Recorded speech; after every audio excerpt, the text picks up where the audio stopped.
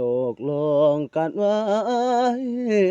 น้องจะไปคอยท่าอยู่บ้านปล่อยให้อายสู่งานเก็บเงินทอนไปแต่งคนดีลำบากสำได้ต้องทนไปย้อนความบ่มีค่าดองน้อง9,4,000คำ2 บาทบ่ขาดจักอย่างสู่งานเกือบตายเกือบท่วมกายอายบ่เคยจมย้อนอยากมีเงินสะสม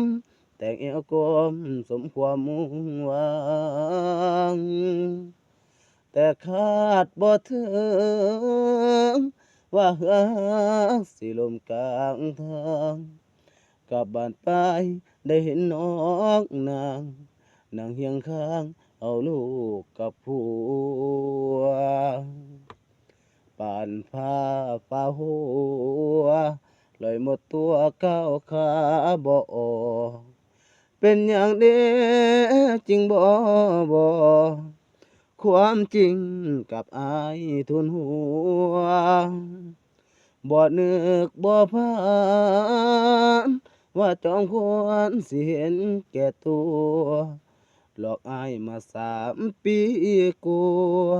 แล้วเอาผัวป้าบ่บอกข่าวสัญญาด้วยใจสิ้นความหมายเมื่อน้องจรจากคำค่าดองกลายเป็นของฝากให้ลูกน้อยของเจ้ากับเขาบาดใหญ่ขึ้นมาบอกแน่ว่าของฝากจากอาวจบสิ้นแล้วตำนานฮักเอาหอบความเหงาอำลาถิ่นฐานปานฟ้าฝ่าหัว